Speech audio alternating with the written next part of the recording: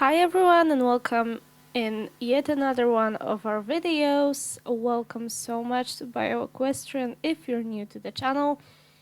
Today we're trying something brand new, something really exciting. So with this video we are starting a brand new series where we discuss what dressage really is for and what it is all about. We will tell you how these movements affect each other and what such order of these movements results in.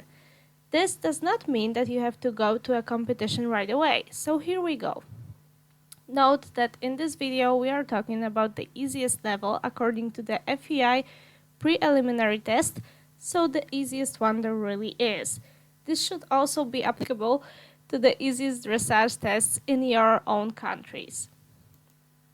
So this usually starts pretty easily. Enter the center line, halt, salute and continue. Here we bring some unfortunate news. The center line is one of the most difficult movements in dressage. Competitors and judges call it the line of truth.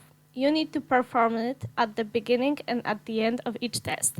After you ride it for the first time, you know that the hardest part is behind you and now it will only be enjoyable. To begin with, let's just point out that the center line is meant to put on a show. We will discuss the difficulty of this element in a moment. Next up, we've got the halt and salute part. Note that you have to perform immobility to stand still for a few seconds. You can stop, quickly salute the judge and move right on. Light and easy tests are designed to familiarize riders and/or horses with the discipline. So no one expects a perfect halt with the horse standing evenly on all four legs, although it's great if you can do it. It's usually not required at this level. Probably no one told you this either, but the halt in those lower level tests can be performed with 1 or 2 walk steps.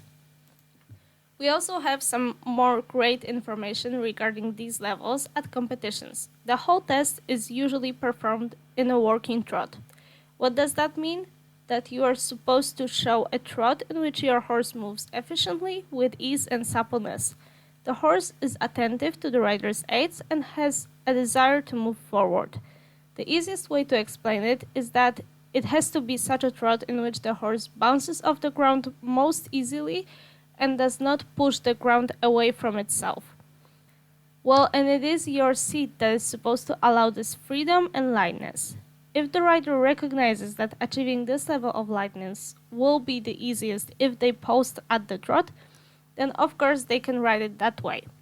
That is, you don't have to ride in a sitting trot, but it is important that the entire working trot is performed while posting, so you can't sit a working trot and then halfway through the test start posting.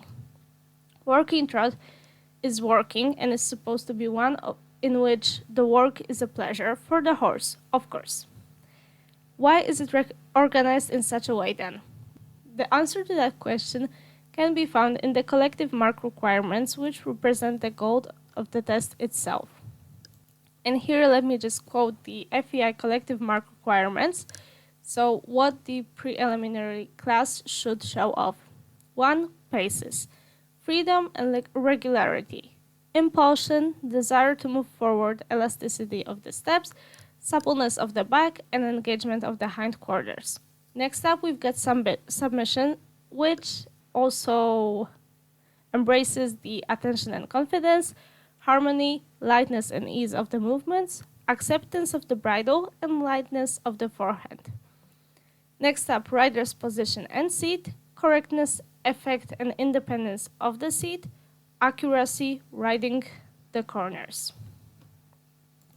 So let's say we are moving at the trot towards the end of the center line and then we have to turn to the right or left. A moment along the wall and another turn in the same direction naturally. At your first competition, you will certainly be surprised at how difficult it is to push the horse to the end of the center line. Already here you will lose a good few pounds of weight and a half of your strength. So returning to our test, the turns. It is important that the horse in the corner shows balance and rhythm. In the preliminary test, it is not required to ride out the corners very deeply, although it makes a very good impression. It is important that the horse is in balance, that is, the horse is straight and not leaning towards either side of the turn like a motorbike. The turn itself prepares a certain flexibility of the horse for a particular side. That is, in truth, it helps you relax the horse both mentally and physically. It is worthwhile to use these turns to this very purpose. After a turn, the test requires us to bend the horse on a circle or in a serpentine. This way we relax at least one side of the horse's body. With that preparation, we can canter. This is usually how it goes in tests. There might be some exceptions to the rule. So if you find some exceptions, just try to think about what the exercise, as in a circle, a serpentine, or a transition, actually prepares you to do and helps you achieve. So if it helps you supple your horse, or if it helps you get the horse going, you just kind of have to play around with the idea of the movement itself. In most preliminary tests, we have a canter transition in the corner. Then, after the canter transition, your task is to ride a circle, usually 15 to 20 meters in diameter. Again, your task is to perform only a working canter. There is no extending or collecting in the canter. Keep in mind the assumptions and goals of this test. What is important, however, is that the circle itself is performed with precision. If you have problems with turning, take a look at our video on this very subject. Here you've got to remember that the 15-meter is what is actually required for the preliminary in the FEI rules, but most countries will do 20 meters since the FEI tests are the highest level preliminary, kind of, so they should be a little bit harder than what you will actually see on lower level competitions within your own country. We'd like to point out how one task prepares a horse and rider pair to perform another. We will probably repeat this many times, nevertheless pay attention to it. This is the reason why we always suggest riding the entire test without really correcting the elements that you can do properly to see what is actually the problem. You guys often ask how to remember the whole test. Riders often put a bracelet or a little trinket on the right hand to remember which way they turn when they finish the central line. It's that much stress, but we have some other good news. Most tests on regional level can be read out loud by a helper, even at competitions. At least that's what's going on in our country. You've got to check it out in the rule book of your own country, like organization that does the competitions. However, in most countries, you will have the option to be read, for someone to read the test out loud while you're writing it. Although before you do that, you gotta check with your original rules and regulations and or with the judge. If there is no information about it, it's better to remember the test and then go up to the judge and ask them if that's an option. It's certainly very helpful if someone reads such a test to you during training. The test takes only about 3 to 4 minutes. To get the horse to go from canter to trot in those lower levels, you again have a lot of time, and the transition is dictated just like the canter transition between two letters, usually in the corner. All this is to prepare the transition calmly and to keep the riders supple. The transition is always to a trot, and you have a few good steps to catch your breath and balance. Then your task will be a trot, usually with a change of direction, and a circle at the trot. In our country, it's usually a circle with lowering the horse's neck and head and chewing the bit, so just lowering the frame. Depending on the test, there will be different order. So let's discuss that stretch circle I just told you about, which in Poland we call chewing from the hand.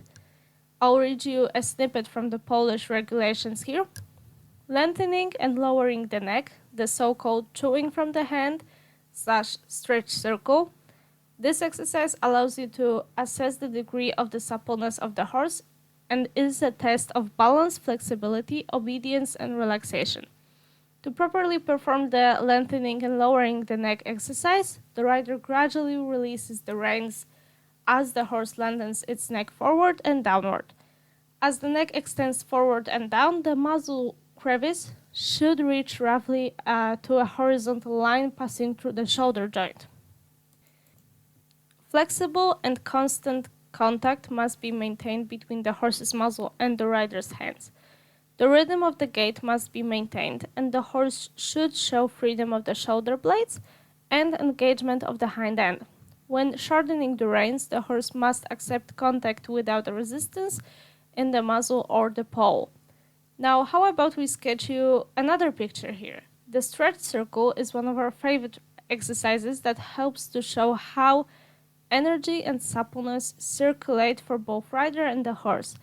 It helps define the places of weaker transmission of this energy and ways to get flexibility and impulsion. This is why it follows the first canter, to regain and show flexibility, to restore suppleness and improve proper energy flow. We can bet that this is not the purpose of the exercise that you firstly had in mind. Then, or sometimes even before, is the transition to the walk. And here there will be some riddles.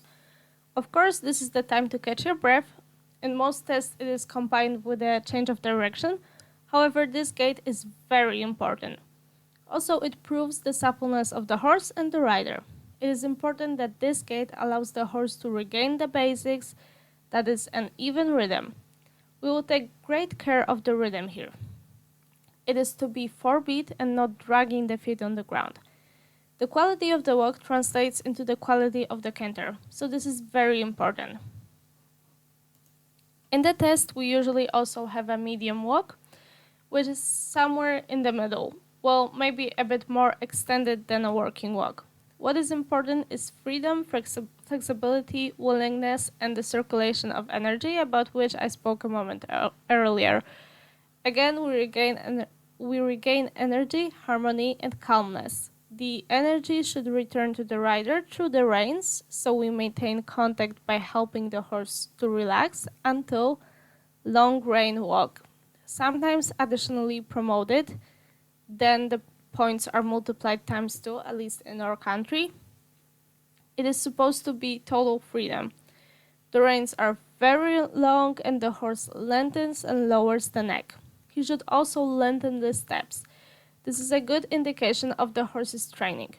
This is not an easy movement because the horse is supposed to move under the rider independently but at a relaxed walk. Here we check that the horse's attention does not completely drift away as they lose contact with the rider's hand. That is, the horse is not ridden from the hand. Also, we must not rush the horse at every step. It should maintain the rhythm given. It's not that simple. The diagonals lengthen indefinitely, plus it is supposed to be rather straight. If the rider sits up straight, does not look around, and does not get distracted, then the exercise is not really that difficult. However, it requires a lot of discipline from the rider as well. It is worth remembering what the exercise is supposed to show. If it is to be performed inconsistently with what it is supposed to show, then it basically misses the whole point. And here we will hint at one tiny thing related to judging. Don't finish the walk earlier than the letter. Movements that are not finished will have a great impact on the assessment of this and the next gait, as it indicates that you are afraid that the horse will be disobedient and you won't have time to, for example, do a trot transition. This applies to some movements, whereas some can be finished earlier. For example, in extended gaits, you can start collecting your horse a little bit earlier for the most part. And then, usually, you start all over again, only in the other direction. So trot, prepare through a turn or two, canter, and a circle at the canter, transition to a trot, and entering the center line. Yeah, the line of truth. You no longer have an ounce of strength, and here you have to put a smile on your face and make the last line of the big show. Why is it actually difficult? That's what we said at the beginning. So what's the deal with it? The entry itself is already difficult because the center line is supposed to be straight and not crooked. The judge is sitting in front of you and is not supposed to see the letter A. The whole letter is supposed to be covered by the horse. In addition, the judge should see basically only the two legs of the horse, the front ones. The hind ones should follow them evenly and not peek out from either side of the horse or in the middle. If you want to see how difficult this is, take a look at our video on the exercise of truth. We'll drop a link down below and in the comments. Continuing along this line, the belly of our horse must not stick out more to either side, or calves too.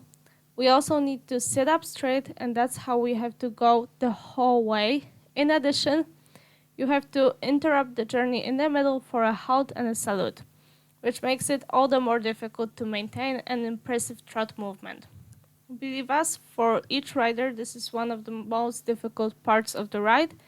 In addition, you gotta repeat it twice. It would probably be worth mentioning what is actually being judged. When it comes to the gaits, it's freedom and regularity. This is an extra impressive Grand Prix worthy gait. Impulse, desire to move forward, elasticity of the steps, suppleness of the back, and engagement of the hindquarters. This is all in the impulse category. Submission, attention and confidence, harmony, lightness and ease of the movements, acceptance of the bridle, and lightness of the forehand. And the grade for that movement is sometimes multiplied times 2. That's what's going on in Poland, as well as the rider's posture and seat. Correctness, effect and independence of seat. Also in some countries multiplied times 2. Accuracy, riding corners, with the accuracy emphasized in the FEI preliminary tests. So they really take that into account in the final grade of the test. So summing all of that up, you will perform better with correct, calm riding than by making spectacular movements at the expense of correctness. And how much do mistakes cost you? Well, very little. First mistake is 2 points in FEI or 0.5% in Poland. Second mistake is 4 points for the FEI and 1% for Poland. Only the third mistake in both cases is elimination.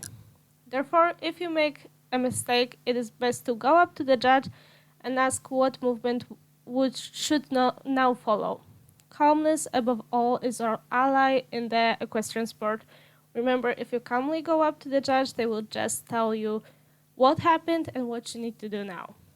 In the preliminary level, we pay attention to primarily the quality of the walk, trot and canter, in relation to the requirements of this test, the bending and execution of the outline of a circle with a diameter of 20 meters in Poland, and if I'm not mistaken, 15 meters in the FEI, balance, calmness, and smoothness of the transitions. The tests are logical, and it is advisable to try all the available tests on the preliminary regional level for your country.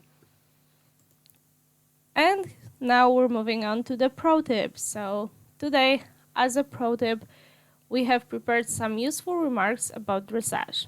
The preliminary levels introduce fractionally more difficult sets one at a time for each of the preliminary level tests.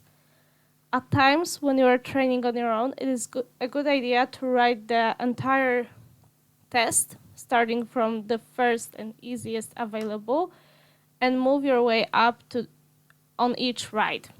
It is very important to ride in one sequence without repetitions.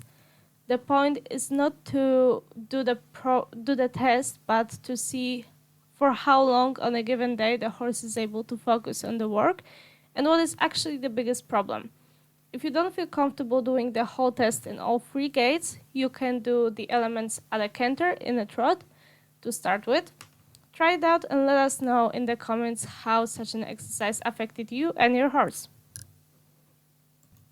Such a ride is also an ideal warm-up for the jumping horses as well. In this way, in 3 minutes, you will check the result of your warm-up for both the rider and the horse, and prepare the horse's psyche for jumping and focusing his attention on performing tasks. On the other hand, if you are competing in dressage competitions, then you can go around the arena before each start at the competition. What is this for?